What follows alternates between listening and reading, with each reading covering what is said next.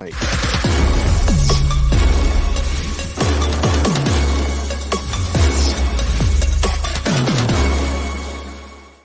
Hello, everyone, and welcome to the Colts Cast. Here's Jamal Lawrence and I'm Eric Smith, your co-host of the Colts Cast. yo, Hey, Jamal, before we get started, what's going on with Shaq Leonard, man? hey, man. New week, same Shaq. It looks like I was actually scrolling on Twitter a little earlier. Saw Kevin Bowen post a little quick interview with Shaq. I guess a little presser with him that they had at the practice. And Kevin Bowen's tweet says, just like last week, Shaq Leonard expressing frustration with scale back roll. Leonard got 39 snaps last week, second lowest of the year, despite no Ziggy, no Zaire Franklin. Clear staff disagreement for Leonard, who doesn't see a role, splitting first, second downs, no third down, changing in 2023, end quote, Kevin Bowen. So, Eric, man, that's crazy because, Shaq was he was the leading tackler for us last week. We saw that throughout the game. I think he ended the game with 10 tackles. He was right up top. Of course, no Zaire. So, someone had to step up. Someone had to at that point. Yeah. Of course, 39 play snaps. That's not a lot at all.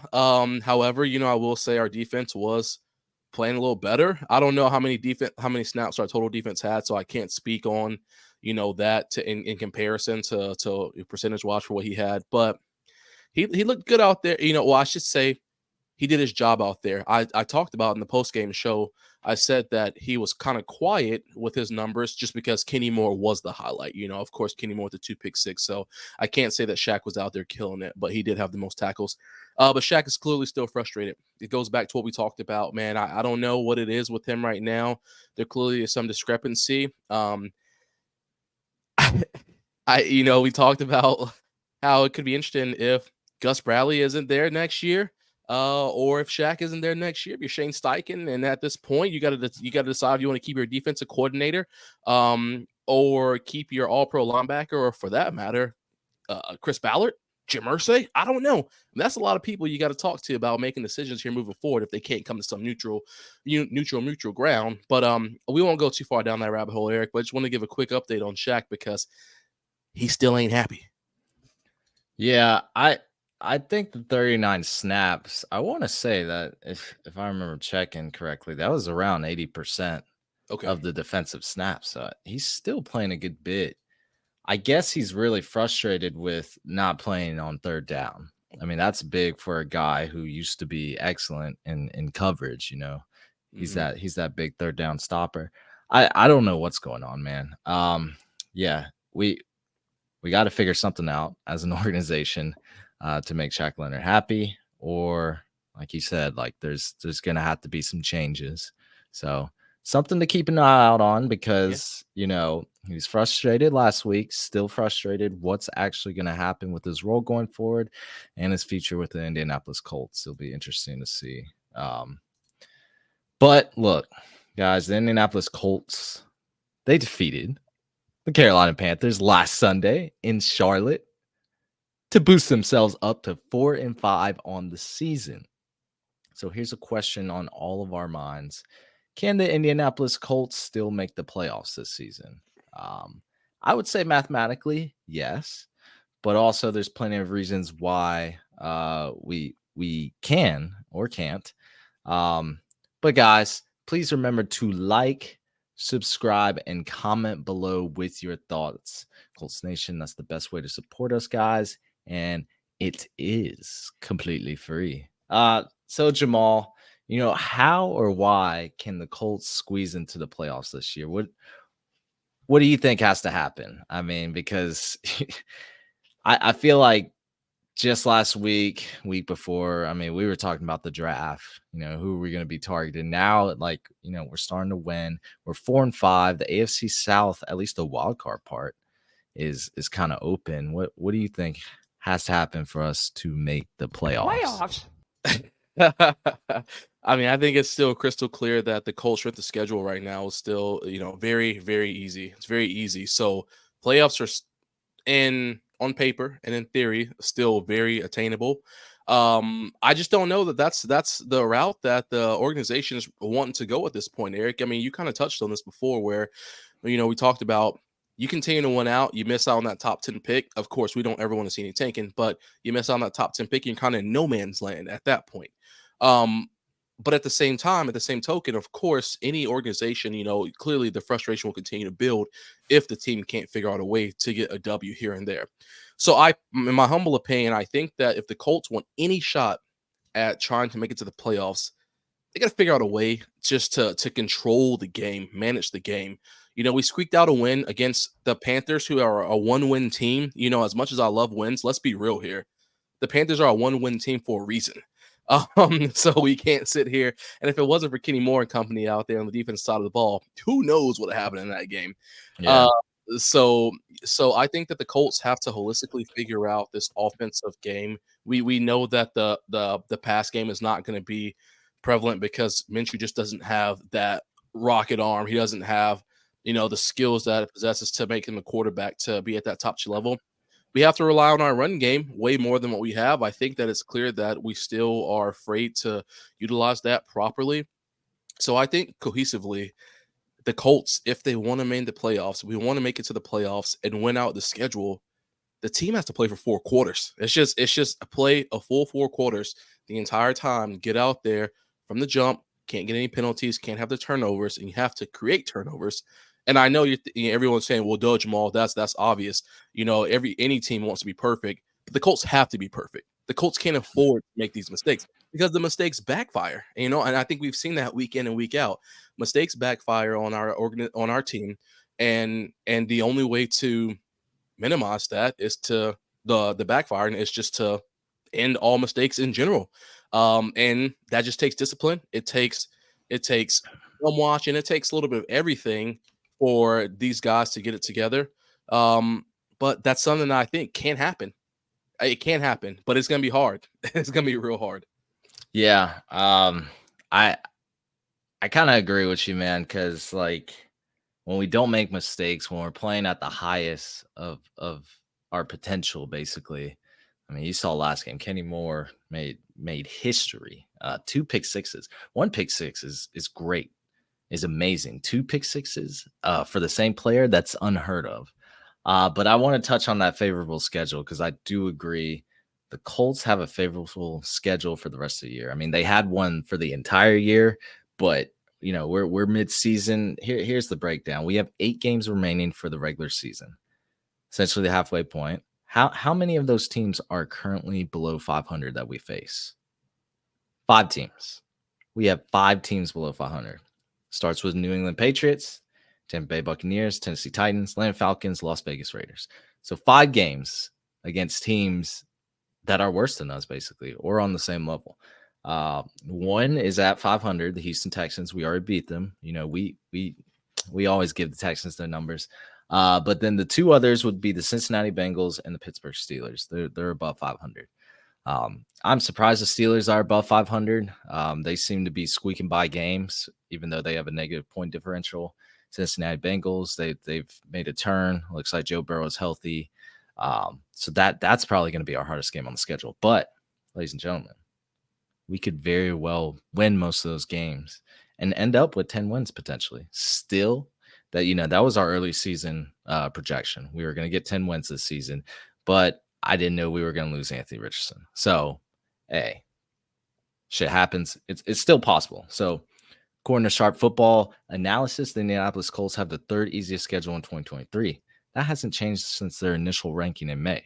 We still have the 3rd easiest schedule. It's still possible, guys.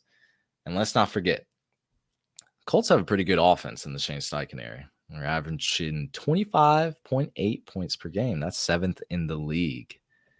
I mean, that's crazy, right? When we were missing Jonathan Taylor for a chunk of the year, we're missing our starting quarterback for a chunk of the year. It's amazing that we're 7th in the league for points per game. And look, as you saw last game, what happens when the Colts get turnovers? They win. That's something we've been missing all year. 3 picks, 2 being pick sixes. We have our ups and downs. I feel like we've lost a lot of close games.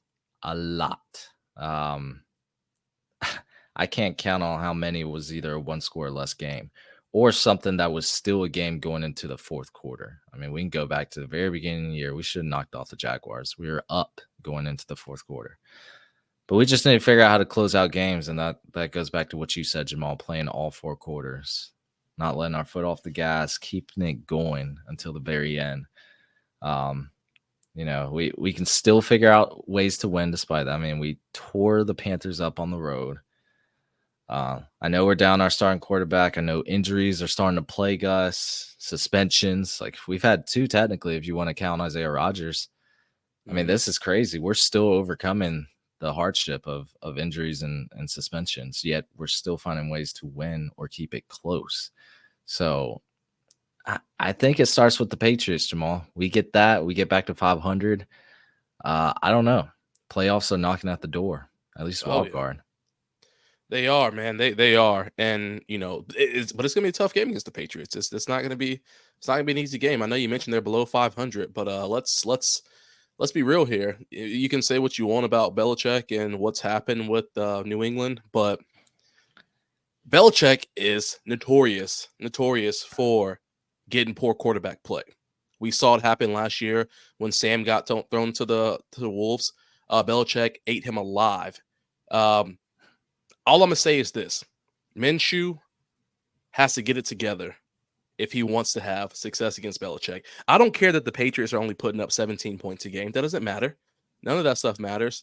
What does matter is the fact that Minshew has to play like a dog if he wants to win this game, because I really feel like Jonathan Taylor is not going to get the love he needs.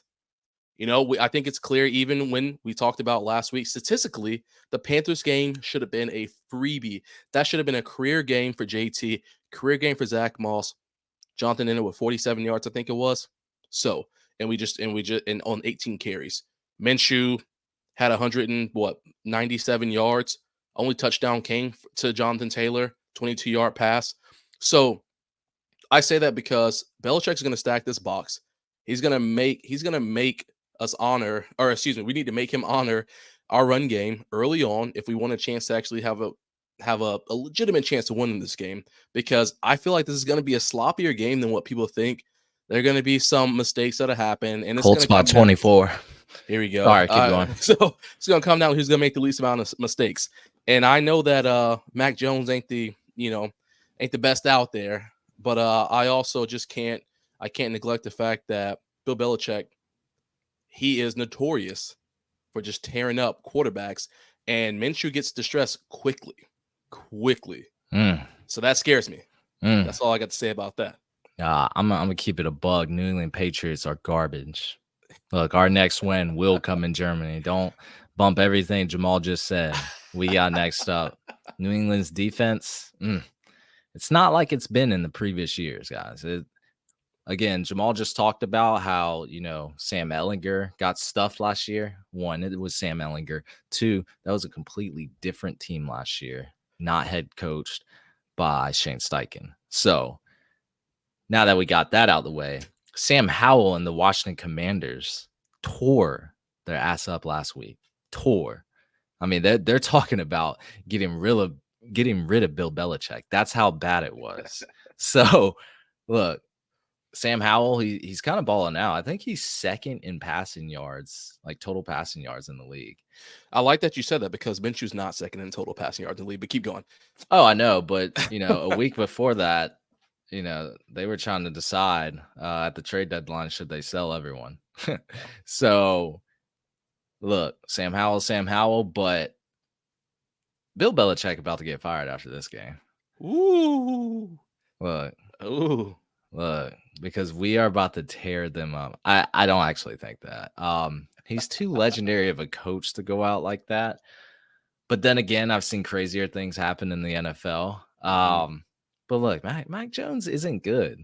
Stop giving him his flowers, Jamal. I didn't know. I said Mac Jones isn't. I never said he was good. I said Bill Belichick is a defensive mastermind. Mac Jones is not great. We should not fear him. Their offense just can't put up points, Jamal. Just like you said, they're putting up more than a touchdown less than us. They turn the ball over at a high rate. I feel like they let up a lot of points. Am I missing something here? This should be scribbled in as a chalk win for us, right? Should be. Yes, should be. Yeah, it should be a cakewalk heading in, and then we head into our bye week. Mm-hmm. So we're gonna get back to 500, head into our bye week, and win out the rest of the remaining games. Ooh, Not win out. there. Let's relax, guys. My man just talked about the Steelers and the Bengals, and well, There- Steelers definitely still winnable, but yeah, look. There's a lot of truth, in jest, but I mean, Bengals got to be our hardest game coming up. I don't want to take any of these games lightly because I think the Falcons are still competitive. Tampa Bay Buccaneers, Titans, even they're all going to be competitive, especially Titans. They got Will Levis back there, guys. yeah, They got Will. I think the Texans are going to be a bit of a struggle too when we get to that game at the end of the season. CJ Stroud's been chomping, so can't forget that. He had a unforgettable game or a remarkable game last Sunday. 5 touchdowns, no interceptions, almost 500 passing yards. I mean, look, I'm gonna give CJ Stroud his flowers because he was my number 1 quarterback. Heading into the draft, I wanted him, but I also wanted Anthony Richardson. Yeah. So yeah, it's gonna be tough, but I think we get a win here in Germany against the New England Patriots. I don't think they've lost a game in Germany.